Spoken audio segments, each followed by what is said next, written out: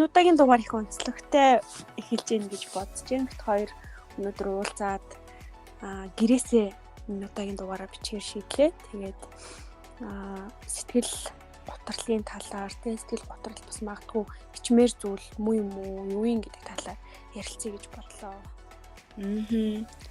За хаюун дөрөв тэгвэл ичмээр зүйл бол биш шүү гэдэг нь хэлээ те. Сэтгэл готрол гэдэг одоо цаашаас нөгөө депресс гэд яриад явчих магадгүй. Сэтгэл готрол депресс гэд аль алинаар нэрээ явчих.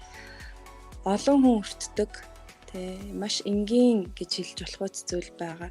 Тэгэхээр энэ дээр одоо ганцхан одоо статистик хэлэхэд дэлхийн дахинд одоогоор энэ өвчнөөр одоо мэдэгдсэн байгаа хүмүүс нь ч те өвчлсөн байгаа хүмүүс хэд 264 сая хүн байна.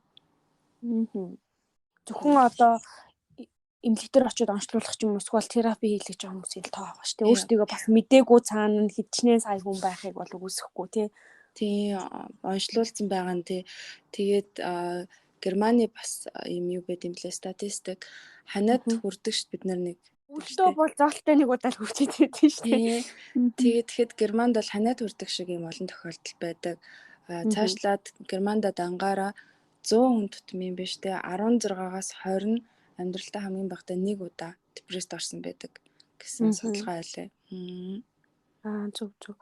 Бас нөгөө нэг хэд хэдэн ном уншиж явах тус гарч ирсэн. Одоо ялангуяа нөгөө нэг юм эдийн засгийн эрчимтэй хөгжүүлэлт дээр явагдсан одоо хөгжингөө орнууд эд шүү дээ. Тэнд ингээл хүмүүс айгу олон янзын юм туршаад үзсэн, олон ситүэйшнд орж үзсэн.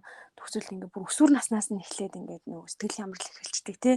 Өсвөр насны баг залуучуудын дийлэнх хувь нь дандаа ингээ ямар нэгэн байдлаар өсвөр үе дээрээ нөгөө тийм тайвшруулах юм уудаг, эмийн хэрэглээ маш өндөртэй гэсэн тийм судалгаанууд бас байсан. Тэгээд эн чинь нэг санаа харж болохгүй, өнөртөж болохгүй, барьж болохгүй олон нийтэд ингээд дэлгээд яриад байдаггүй тийм нэг нуугдмал маягийн өвчин байгаад байгаа байхгүй. Тэгээд хүүхд залууст бол мэдээж одоо тийм ирээдүйнхээ талаар ч юм уу одоо ерөнхийдөө тэ ажилдаа олж чадах уу, яаж чадах уу, сургуулаа төгсөөд яах уу гэдэг айдас нь бас их хэсгээр депресс болох магадлал их байдаг гэдэг чинь. Тэгээд одоо бол ингэж бас яригдчихэж байгаа юм байлаа болоос уур амьсгалын өөрчлөлт гэж бид нар бол одоо харж штэ тэ дэлхийд дахинд яаж өөрчлөлт орж байгаа. Одоо саяхан бас Германд байна үер болсон ковид одоо гараад ирсэн байна тэ тэгэнгүүт энэ дээр нэмэгдээд depression ба сэтгэл готрол одоо 4 дахь гамшиг нь мөн үү гэдэг ийм асуултаас явагдаад явж байгаа юм. Дэлхийн нийтэд амар тулгараад байгаа том гамшигуудын бүр тоонд орсон явж штэ тий. Сул дорой тийм нэг сэтгцээ асуудалтай гэж хэлэгдэхээс айгүй хайж эмээгээд нуугаад идэх юм байна гэж ойлгосон. Тэгэл одоо ингээл бодоод үзэнгүүт чинь нэрээ би депресд орсон гэл тэгэхэд ойр дотны хүмүүсийн ч юм уу эсвэл зүгээр тэ хөндлөнгийн хүмүүсийн реакц бол ямар ах бол тэ хариулт бол тийм үү гэл ихэнх нь ерөөхдөө айгүй сөргөөр л харна шүү дээ. Харин тийм шүү дээ. Одоо нэг тийм юм байдаг шүү дээ. Юу дутлаа гэж чи баг ингэж байгаа ингээл тий. Тийм ч юм байна, ийм ч юм байна. Сайхан идэх хоол нь байна, өмсөх хувцас нь байна, гэр орон байна уу байна гэл хүмүүс тэгдэж шүү дээ.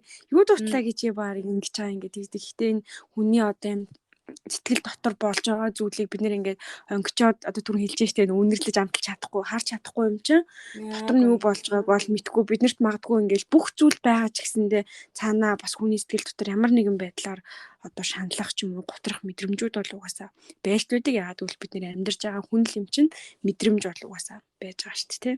Тэгэл үргэлжийн аз жаргалтай, үргэлжийн perfect day гэж юу нь бол байхгүй шүү. Тэгээ тийм нийгмийн хүлээлтээс болоод мэдээж бид нар одоо маш олон тийм цахим орчин дандаа тийм эерэг зүйлийг одоо сайхан байгааг нь харахын гоё ч гэсэн тэгээд хүн гэдэг чинь ер нь ирээндээ бараантай амьдралыг туулаад явж байгаа үргэлжийн аз жаргалтай юм уу, үргэлжийн амжилттай байна гэж байхгүй гэдгийг бас тодорхой хэмжээнд тэр тусмаа нийгэмд нөлөө үзүүлдэг хүмүүс нь бол ингээд ил яриад эхлэх нь бол айгүй зөв юм бэлээ. Надаа нэг их сэтгэл төрүүлсэн Японы уран бүтээлч байгаа байхгүй юу?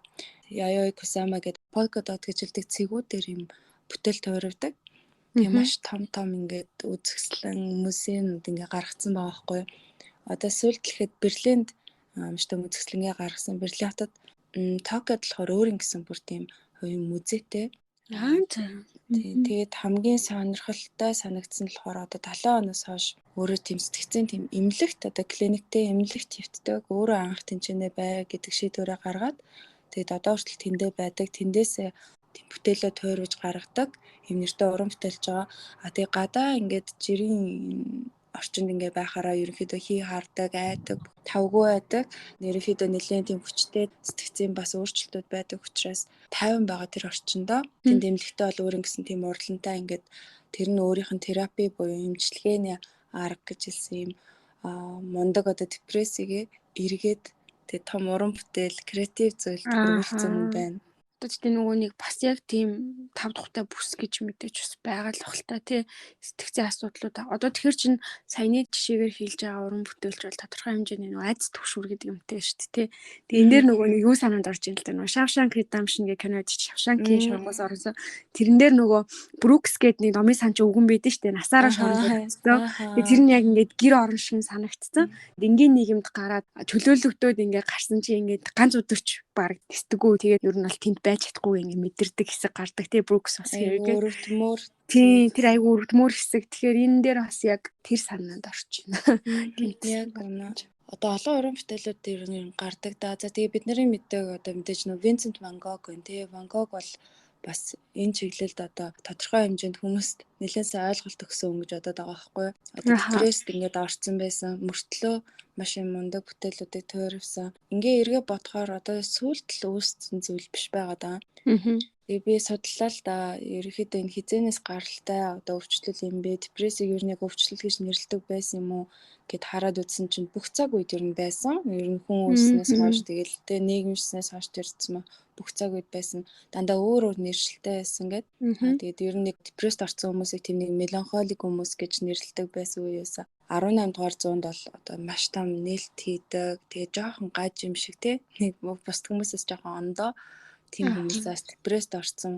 Гэхдээ эргээр нь хардаг байсан билээ. 20 дугаар зуунаас эхлээд ерөнхийдөө depression буюу сэтгэл готрол энэ бол өвчлөл юм байна. Тэгээд энд бол бас тусалцаа хэрэгтэй юм байна гэд арай тэр талынх нь мэдээллүүд нь даваа гарч ирсэн билээ. Арай жоохон шинжлэх ухаанч байдлаар судлаад эхэлсэн баг тий.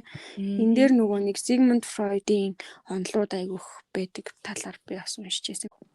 Яг энэ сэтгэл готрлын хүний одоо сэтгцийн асуудлыг дандаа нөгөө хүүхэд наснд тохиолж исэн одоо ямар нэг хямрал тий травма ч юм уу эсвэл хүчирхийлэл дэдрээс болоод үүддэг гэсэн онолоос эхлээд анх явсан юм бэлээ. Тэгээ ингээд явцдаа ингээд хөгжиж явсараад хүн чинь ингээд ганцхан хүүхэд насныхаа амьдралаар тодорхойлогдохгүй тий бид нэр ингээд хүн гэдэг зүйл оршин байгаа цагт бид нар чинь ингээд нийгэм олонний хүрээлэл донд амьдарч байна. Нийгэм гэдэг зүйл чинь ингээд энэ бидний одоо сэтгэл готрах одоо юм үүсгээд байна тий.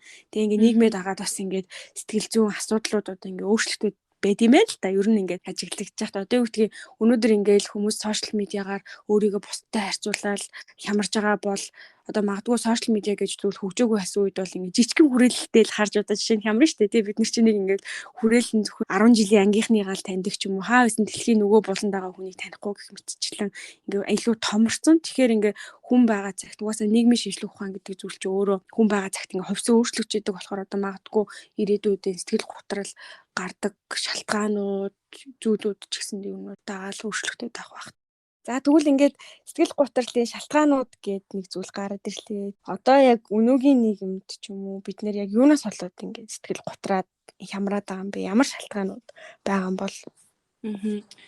Одоо энэ дээр бол ерөнхийдөө хамгийн бас нөгөө олон тохиолддог зүйл нь бол тийм хүмүүст хэрэгтэй биш мэдрэмж одоо нийгэмд тэ хорвоод ингээд ойр дотныхондоо ч юм уу тэ ажлынхандаа ч юм уу ер нь хэрэгтэй биш болсон юм гэдэг мэдрэмж авахаар аюул депресд ордог. Ерөнхийдөө нөгөө ажил хийж байгаа тэрнээсээ болсон эсвэл одоо тэтгэвртэй гарсан үед байна тий бас хүчтэй депресси мэдрэмж авдаг. Ганцаардал маш их ганцаардал. Тэг нэг хөвгчлөлтэй ч гэмээр нэг юм бас уншсан л да. Одоо ковид үед бид нэрийг ингээл айгүй олон локдаунд оруулаад хөл хориол ингээл олон улсад хаач гэсэн ингээл гэртээ бай гэлтэйдсэн штэ. Тэгээд хүмүүстэй уулзчихлахгүй тэгсэн чинь нэг депресд орсон айгүй хөвгчлөлтэй ингээд бичсэн юмсан. Надад бараг нэг бодлын гоё байсан гэдэг ч аахгүй. За яагаад бүр тэрсэн мэ яагаад гэвэл нөө депресд орсон багт яг тэгж хүмүүсээс хол байгаад яна ингээ хүн амт уулзъя гэж битээ дуудаасай. Тэг бараг уулзъя гэсэн байсан юмнууд нэгээд туслагдаасай. Гэртээ ганцаараа байхынсан хүнтэй ойр ингээд алахгүй байхынсан өдр гэсэн тийм мэдрэмжтэй байд юм байна л да. Өөрийгөө бүр тусгаарлаад идэм байх тий.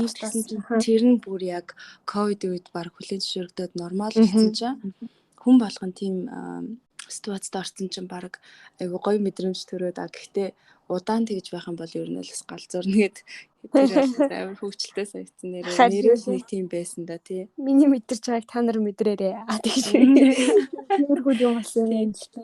Ер нь л депресс одоо маш олон төрлийн зүйлээс шалтгаалж болно. Гэхдээ илэрж байгаа шинж тэмдгүүдээр нь ер нь таньж болно гэж байгаа байхгүй.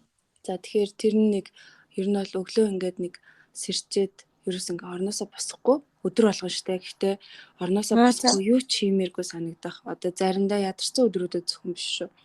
Тэгэл ямар ч тийм босох шалтгаан байхгүй. Бүх юм утгагүй санагдаад урам зориг байхгүй тий. Тэг хүмүүс дунд орохоос нөгөө айдаг гэдэг чинь байгаа. Тэг толгой маш их өвддөг. Амар хүчтэй өвдөлттэй. Тэг их сандрах зүрх их савладаг тий. Нэг бас илэрдэг шинж тэмдэг гинт ингээд шалтгаангүй уйлдаг, гинт амар их ингээд инээдэг. Тэгэл гинт хамаг юм утгагүй санагдаж манагдаад тийм сонирм болтго штэ. Надад ч гэсэндээ ингээд яг амар хүн төвшөнд очиагүй ч гэсэндээ ингээд сэтгэлээр унаал, сэтгэл гутарч исэн үед бол ингээд зөндөө байгаа хгүй одоо ингээд өнөөдөр энийг ярилцаа сууж байхад өмнөх жилийнхаа, тэрний уртлын жилийнхаа ч юм юмнууд ингээд бодож байхад яг ингээд юунаас болоод гутраад исэн гэхээр зарим нь бол яг тодорхой хэмжээний саяны хэлсэн шалтгаанууд жишээ нь одоо байна л та тий. Зарим нь болохоор ингээд ямар ч шалтгаангүй ээжээс зүгээр бас ингээд нэг сонин сэтгэл санаа нэг сонин болоод нэг хамгийн утгагүй санагдаад зүйд хүртэлтэй. Тэгээд бодоод үзэнгүүт одоо энэ сэтгэл готролд оруулдаг айгүй олон одоо шалтгууд байгаагийнх нь зарим нэг нь ингээд хүчтэйгээр илэрж ийсэн. Гэтэ би бол одоо ингээд ярьж байгаа тухайн үедээ бол өөрийгөө ингээд сэтгэл готролд орсон юм байна да ч юм уу тэгж огт бодож байгаагүй те мэдчихгүй зүгээр л ингээд яваад идэг. Одоо ингээд дараа нь хуйлаа ярилцж байгаа ч эсвэл бол ингээд ном уншиж байгаа ч гэсэн ингээд би яг тэр үед ингээд сэтгэл готролтой байсан юм байна да гэдэг бодож байгаа байхгүй. Тэгэхээр бас ингээд энийг мэдгүй явж байгаа ч гэсэн хүмүүс зөндөө бас байхыг ингээд үүсэхгүй болчиход байна шүү дээ тий. Хүн болгонд л зориг тохиолддог байх гэж би бодож байна. Тэгээд энийг нөгөө хамгийн гол нь тийм нэг ичит санаа зовхгүйгээр энэ бол байдаг хэвийн зүйл одоо нөгөө амьдралын хүчлэг дунд аль нэг үед нь гарч ирж байх л одоо үе байгаад байгаа байхгүй. Тэгээд би бас бодоод үзэхэд бол чинь амьдралдаа нэлээд тод санаж байгаа хоёр юм одоо юу вэ? Момент байна ямар ч тийм одоо үе фаз гэх юм уу тий. Депресс одоо эргээд бас ингээд сайн мэдээлэл аваад сонсоод үзэхээр нэр депресс байсан юм гэж харж байгаа байхгүй. Тэгээ яаж тэрийгээ даваа гарцсан гэдэг одоо тэр үед ч юм бол сайн мэдэхгүй шүү дээ. Гэхдээ тэгээ даваа гарцсан аргуудын одоо энэ хүмүүсийн даваа гарцсан аргуудыг сонсохоор өөрийн мэдлгүй бас эднэрийг хийцэн. Тэгээ бас даваа гарцсан байгаад байгаа байхгүй. Тэгэхээр эн чинь хамгийн тийм тод хэлмээр байгаа зүйл бол нормал нормал хүн чинь жаргалтай байдаг, гундаг, сэтгэл гутардаг, хоосон мэдрэмж төрдөг. Гэхдээ хит гүнзгий болоод ирэхээрээ тэр үед бол бас тусламж авах хэрэгтэй гэдэг нь бол айгүй чухал юм бэлээ.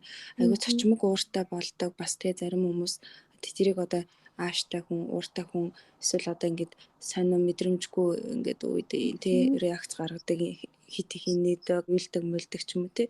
Тэгхгүйгээр тохирсон тийм терапи байна уу, сэтгэл засалж байна уу?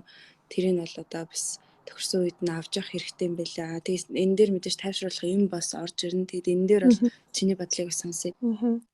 Яг нөгөө нэг надад бас ингэ санагдаад байсан байхгүй юу? Өөрөө мэдлгүйгээр одоо жишээ нь би бол сөрөний тохиолдлуудад ингэ гарцсан байгаа байхгүй юу? Одоо надад тийм амар хямраад байгаа ч юм байхгүй. Би ингээл зүгээр гоё сэтгцэн хувь тарцсангуу ирүүл айгуу дэжгүй байгаа. Өөрийгөө одоо тийм төвшөнд орж дүгнж байгаа байхгүй юу? Тэгээ ингэ бодоод үзэхээр за ямар одоо юм ашиглаж гардыг бэ гэд ингээд судлыг гэх юм бол надад л одоо ингээд бодоход бол заахаа ингээд хүмүүс сэтгэл зүйчдэр очиж уулзах юм уух байнгын тогтмол тасгал хөдөлгөөн хийх энэ төр гэл янз бүрийн юмнууд мэдээж байдаг юм лээ. Тэгээд эмийн хувьд бол би нөгөө нэг алдагцсан холбоо гэдэг номыг уншижсэн. Тэр номон дээр болохоор яг хүнийг сэтгэл готролд оруулдаг 8 үндсэн шалтгаан буцаага тэрнээс гарах 8 юм зөвлөмжийг өгсөн ном байсан байхгүй юу. Тэгээд тэрнээр болохоор яг эмийн хэрэглээний талаар ингээ айгүй юм нухацтай авч үзсэн. Ерөөсөө сэтгэл готрлыг бол эм хизээж бүр эмчлэхгүй. Эм уухаар бол тодорхой төвшөнд одоо тэр нөгөө сэтгэл готраад ийн гэдэг чинь тэрний бидний аз жаргалын нэг юм ялгардаг одоо нэг юм даавар ч юм уу гормон тэр зүйл нь ингээ багассан байт юм байна л да. Одоо серотонин эдэргээд ярьдэн ш тэ. Тэр төвшин амар багассан. Тэгэнгүүт тэр сэтгэл заслын эмүүдийг уухаар тэрнийхэн төвшинг ингээ огцом нэмэгдүүлчихдээ юм байна л да. Аз жаргалын даавар нь огцом ялгараад ирнэ гэсэн үг. Хэсэг байж агаад тэр чинь адилхан нөгөө үйлчлэл нь явагдаад дуусгангууд буцаал ундаг. Тэгээ ингээм байнгын юм нөгөө гинжин хамааралтай болол байнга имэйл уухгүй бол ерөөсөө байж чадгаа болчдөг. Нөгөө олон ийм судлаачид сэтгэл засалчдаар ингээ айгүй олон тооны судалгаануудыг хийлэгдэг гинэ. Тэгэл хүн л юм чинь нөгөө цалин хүссэн авч судалгаа хийхэ бодно. Тэгэнгүүт тэрийг ингээ санхүүжуулж байгаа гол одоо хүмүүс одоо компаниуд нь дандаа тийм нөгөө том эмийн үйлдвэрүүд, эмийн компаниуд байт юм байна л та. Тэгэнгүүт компаниуд шүү дээ. Тий, тэгэнгүүт одоо тэд нар ингэдэг гэж байгаа байхгүй юу? Тэр номон дээр бичснээр бол маш их мөнгөөр санхүүжуулж байгаа мэдээж тэр олон тооны хүнтэй ярилцах, судалгаа хийлгэх 2-3 жил зарцуулна тий. Зарим судалгаан дээр нь магадгүй бүр ингээ 10 жил үргэлжлүүлсэн судалгаа хүртэл байт юм бэл. Хизээч одоо энэ судалгааны үр дүн дандаа тайзны ард байдаг гинэ. Зөвхөн судалгаанаас гарсан үр дүнгийн 40%-ийг нь л олон нийтэд мэдээлдэг. Үлдсэн 60% нь бол ямагт нууц хасаж ирсэн. Тэнгүүт ингээ судалгааны үр дүн нь ихэвчлэн сэтгэл готрлыг им хизээж дарахгүй тий. Одоо илүү байгальд байх, хамт олон найз нөхдөдтэйг ойр байх, ярилцах, амьдралын утга учир тий. Одоо материалын зүйлийг шүтдэггүй байх гэх мэтчтэй айгүй олон зүйлээр имжилдэг. Им бол дангаар имжилж чадахгүй гэж гарч ирдэг ч гэсэндээ нөгөө эмийн компаниуд буцаад нөгөө санхүүжүүлсэн мэдээж бизнес гэмж ашигаа олохоо бодно тий. Олохын тулд тайвширчаал гэдэг. Яг үнэн тий. Эмээ угаа та нар манай эмийг уух юм бол тайвширна гэдэг судалгааны үр дүн гарлаа гэж мэдээлдэгэ гэсэн тийм байсан. Тэгэхээр бас им бол сэтгэл засагч эмчнэр бас хэлхэл байх эмийг бол дангаар нийцээ санал болгохгүй юм байлээ. Им гэхдээ уулгадаг. Уулгахын хувьд бол уулгана. Тэгээ давхар хажуугаар нь дандаа бусад төрлийн тийм аргуудыг ашигладаг.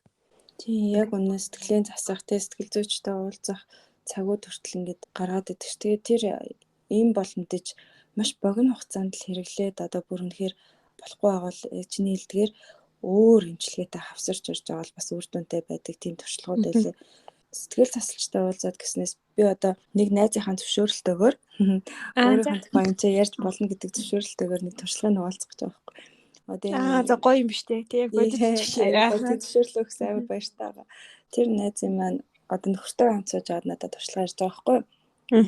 Тэгээд тэгсэн чинь өөрөө ер нь бол амар тийм гүн гүнзгий депресс буюу сэтгэл готролд орсон байсан. Одоо л тэрнээсээ гарцсан. Тэгтээ тэрнийх нь одоо суурн гэх юм уу те айгу сонирхолтой. Бус түнд ингээд юу ч хийсэн саад болоод байгаа юм шиг тийм мэдрэмж авдаг. Тэгээ тэрнээсээ болоод ингээд айдастай болцсон. Одоо тэгээ ямар ч зүйлийг тодорхойлцсон. Тийм бүх юм нь ингээд ямар ч үйлдэл хийсэн бус түнд саад болж ийн гэд бодоод байдаг. Имээдэг болсон. Тэр нь гүнзгийрсээр аваад маш тийм сэтгэл готролд орсон. Тэгээ тэр сэтгэл засалж амар гоё даалгаврууд өгөөдсөн юм билээ уулзалт болгон дээрээ.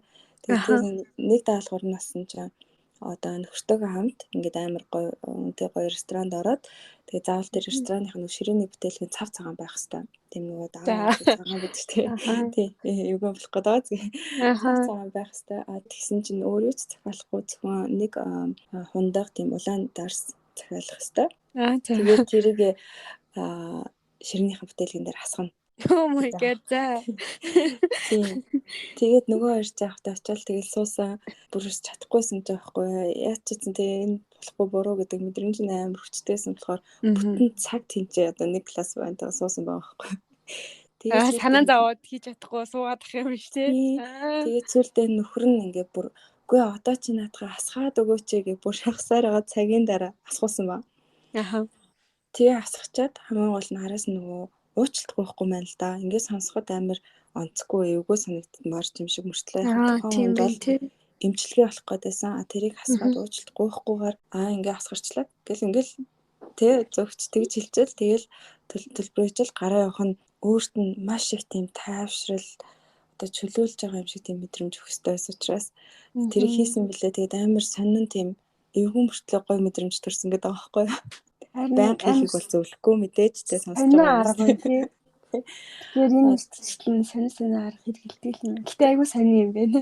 Тий. Тэгээ дараагийн нэг даалгавар насан чинь нөгөө хөгжмөө маш чанга машинд амар чанга тавьж агаад хотын боломжоор ингээд цонхоо нээлттэй явах.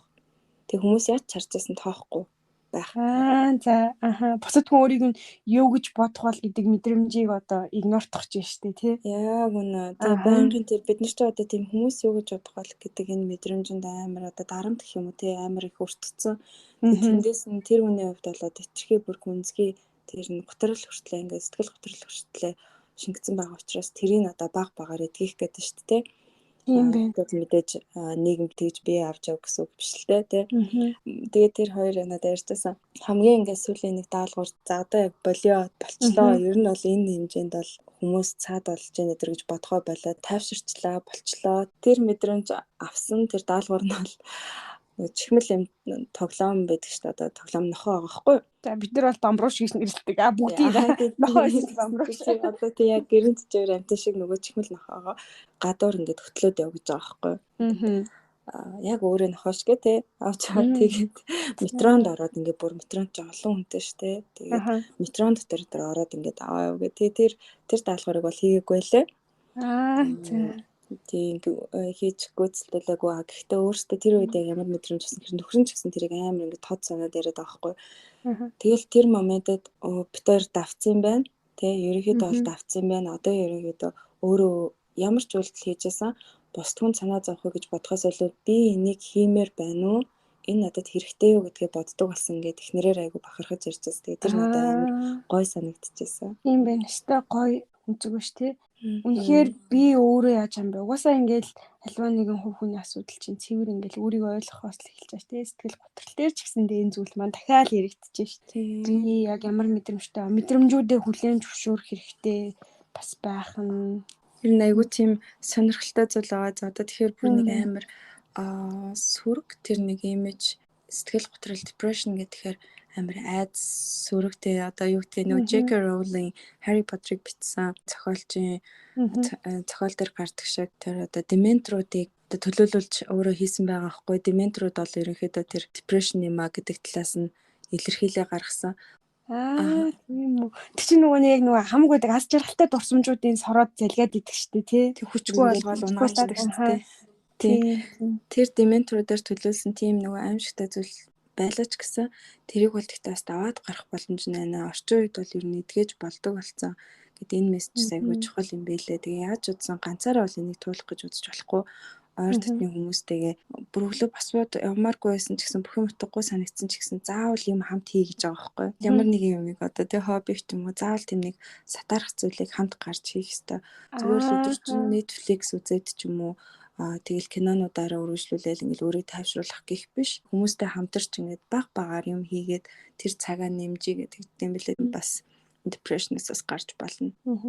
Одоо нэг хүний хоногийн одоо рутин гэж байгаа штэ хэмнэл амьдралын хэв маяг нь ер нь сэтгэл готролтой бас айгу салшгүй холбоотой байдгаа гэд тийм билээ. Тэгээ одоо өдөр тийм тодорхой хийх зорьсон зүйлтэй тийм хийдэг юм давтагдсан зүйлтэй хоббитэй өдр байхгүй бол бас сэтгэл готрлоос гарах хэцүү. Тэгээд хэрвээ одоо юм сэтгэл готролтой хамт тодорхой хэмжээнд явах уу мэдээ саяны аргуудыг ашиглах, терапи хийх, одоо сэтгэл зүйчтэй уулзах гэхээс гадна нэг тийм зорилготой нэг жижигэн ч гэсэн зүйл хамаагүй ингээд хийх сэтгэл готролоос гардаг юм байна л та. Гэсэн чинь энэ нэг юу байсан байхгүй юу? Нэг юм жижигхэн юм сэтгэл зүйн зөвлөгөө өгдөг юм төв байсан юм байна л та. Тэгээд тэрэн дээр ингээд сэтгэл готролтой ингээд хүмүүс ирээд ингээд эмчтэйгээ уулзаад ингээд зөвлөгөө аваад ингээд ярилцдаг. Нэг залуу хурж ирээд уулзч байгаа гэсэн чинь тэр залууг ойш болохоор ерөөсөө тийм амьдралын зорилгогүй тийм зүйлээсээ болоод ингээд сэтгэл готролд орсон байсан. Тэгэнгүүт тэр залууд сэтгэл зүйн заслынхын төвийнх нь юм буланд ийм нэг юм жижиг юм корнер байд юм л та. Тэрийг ингээд цэцэг дургамлаар тогтжуулах тийм даалгавар өгсөн байгаа байхгүй юу? Тэгээд тэр нэг цалинтай зэ. Цагийн нэг $7 молорч үлдээ нэг тийм. Тэгээд тэр буландаа ингээд цэцэгнүүд тариад тэр цэцгээ суулгаад арчлаад ингээд тэр буланг айгу гой болох тийм даалгавар өгцөө. Тэгээл ирж ингээл зөвлөгөөгөө авчаал тэрийг хийгээд тэгсэн чинь бусад ингээд сэтгэл зүйн төвд ирж байгаа хүмүүсээс бас юм даалгавар сонгуулт юм байна л та. Тэр залуугийн тарьсан байсан тэр корнер нь айгу гой болцсон болохоор хүн болгон тэрэн дээр ингээд join-доод бөөнөрөө нийлээд бүр ингээд айгу гой болгоод тогтжуулсан. Тэгэнгүүт тэр хүмүүс тэгээд тэр тогтжуулт дуусныхаа дараа тэр хүмүүсээс тест авсан чинь нөгөө нэг айхтар готраад исэн сэтгэл зүйн бүр ингээд алга болсон байсан гэж байгаа байхгүй юу? Амьдралд нь тодорхой нэг юм зорилготой даалгавар ийм зориг гэдэг зүйл байсан цагт хүн ингээд тэрнийхээ төлөө явж ин гэдэг чинь ингээд сэтгэл готрох бас тодорхой хэмжээний завгүй тийм байдаг юм бэ шүү гэдэг үнцгийг бас тэрнээ айгүй харуулсан байсан. Наадах чинь бүр яг одоо миний уншиж судалсан дээр ч гэсэн байн гарч байгаа. Одоо үндсэн ажил бол яг зориг гэхээс илүү те ажил бол яг өдөр тутам хийж байгаа хүний бас зарим талд ингээд рутин маягаар дадал болсон байдаг шүү дээ. Тэгэхээр тэрнээс гадна нэг ингээд өглөө босоод тэрийг бас хийчиндээ тэрийг нэг яг үндэсгээ усалчиндаа ч юм уу те тэнцэнэ нэг Тийм. найзтайгаа тэгж уулзсандаа ч юм уу тэнцээ очиод ном ингэж уншдаг да гэдэг тийм туртай юм хийж аз жаргалтай момент гаргадаг тийм нэг зорилготой байгаад ирэх юм бол хүн бол одоо жишээ нь гутралд орсон ч гэсэн тэрнээсээ баг багаар гарч чадж байгаа байхгүй. Тэгээ наад чинь Тийм, яг бол үнэ. үнэхээр яг чухал зөвлөгөө. Тэгээ тэр хүмүүс айгүйх амжилтаа үнэлэхгүй алдаа дутагдлаа ихсгэж хараад идэг. Тэр нь бол одоо бас депресд оруулдаг гэд хортой тийм туршил юм билээ. Тэгэхээр жижиг амжилтуудыг ч гэсэн амар гоё нэг бас баярлал хүлээж авдаг хүмүүс байдаг шүү дээ. Тийм. Тэр чинь ерөөсө буруу биш юм бэлээ шүү.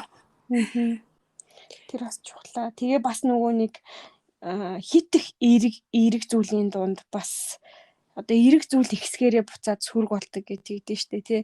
Тэгэл одоо ингээл яг хөө саяны жишээн дээр жоох ингээд арай жоох өөр талаас нь хэрвээ ингээд бодоод үзье гэх юм бол жижиг ч хамаагүй бүх амжилт болгоноо бас ингээд хараад хитрхи тэндээ шунаад ах юм бол нөгөө буцаал тэндээсээ доош нь унгаагаал одоо хитрхи өндөртэй жаад нэг унахаар хүн илүү их одоо гимтэндээ яг тийм мэдрэмжүүд бас давхар байгаад идэх те нөгөө эготой холбоотой тийм зүйл Тийм шүү дээ. тийм лээ тийм.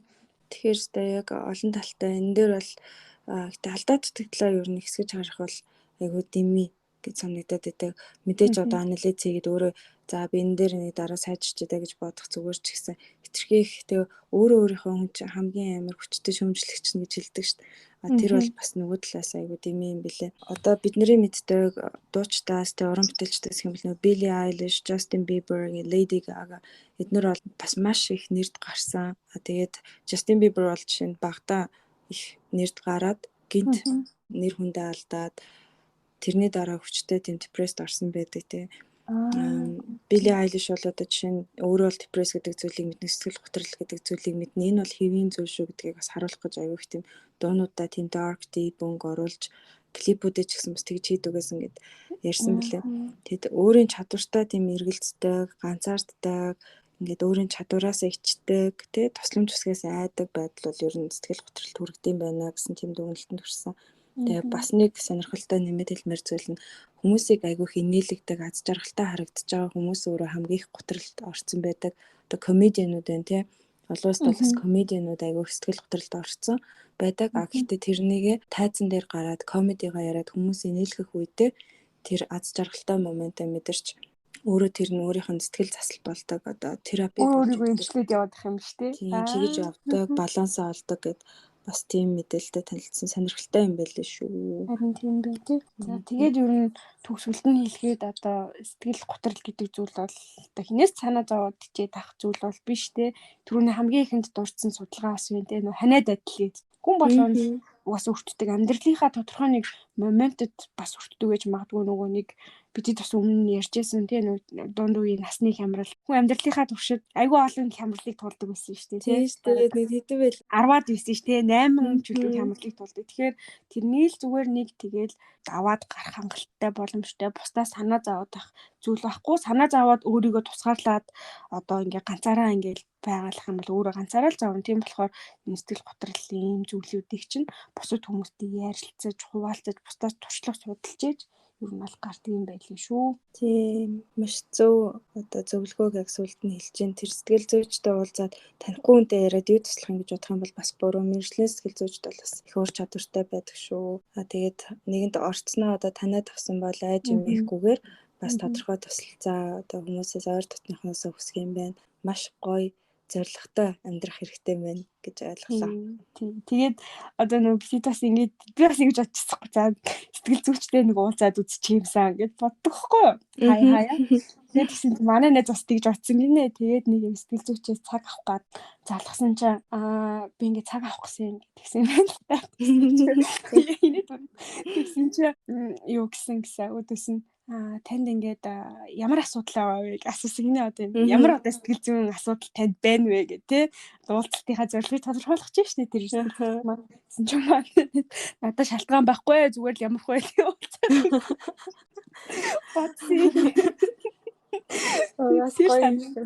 тий зүгээр л би одоо өөрийгөө сэтгэл готролтой болов уу болов мэдчихье гэж бодсон. Тэгээд тэгж цаг авч чадсан болов. Чадаагүй. чадаагүй юм аа. Тэгэхээр яг гэхдээ уул нь бол хүчин чармаалт нь хөөрхөн мөн шүү дээ. Зүгээр өөрийгөө бас тэ тодорхой хэмжээнд ямар хуу төвшөнд сэтгцэн ямар хуу эрүүл мэндийн хувьд ямар хуу төвшөнд байгаа мэдчихээ тэгсэн чинь тодорхой шалтгаан байхгүй олуулахгүй л гэсэн юм шиг байлээ. Айгүй бол ярилцаад үзэл тэгээд нэг янз бүр юм гарч ирэндээ тий. Ер нь тийм магадгүй яг одоо биднэрт мэдрэмж байхгүй байгаа ч гэсэн асуултууд асуугаад янгууд нэрээ тий нэг юм гарч ирж магадгүй шүү. Нилээн дип тий хуучны юмнууд дээр сөхөд гаргаад ирэх юм гарч ирэндээ. Ер нь бол тэгээд амар гоё мэрэгчлийн сэтгэл зүйчд бол уулзаад бол зүгээр гэж боддоо шүү дээ. Харин тийм. За тэгвэл ингээд энэ хүрээд энэ удаагийнхаа ярилцлага дугаарыг өндөрлөх үү? Тэгээ маш сайхан одоо германаар одоо gemütlich гэж хэлдэг юм да тий. Маш гоё ярилцаж тайван гоё суулаа. Тэгээд зөндөө олон шинэ мэдээллийг бас пүүжигээс авлаа. Баярлалаа. Баярлалаа. Би бас сая сэтгэл готролтой байснаа ч мэдээд авлаа. Ямар шалтгаанаас олж готрдгийг бас нэг баталгаажуулаад авлаа. Тэгээд гэлээдээ бас баярлалаа. За тэгээд дээрээ дараа уулзцаая. За баяртай. Баяртай.